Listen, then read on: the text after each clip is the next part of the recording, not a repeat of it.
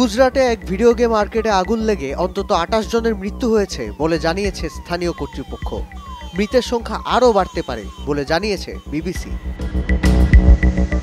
২৫ মে বিকেলে রাজকোট শহরের এই ভবনে আগুন ধরে যায়। প্রচুর ধোঁয়া বের হতে দেখা যায়। রাজকোট পুলিশ বিভাগ জানায়, নিহতদের অধিকাংশই শিশু কিশোর ও তরুণ। অনেকে এখনও ধ্বংসস্তূপের নিচে চাপা পড়ে আছে বলে ধারণা করা হচ্ছে।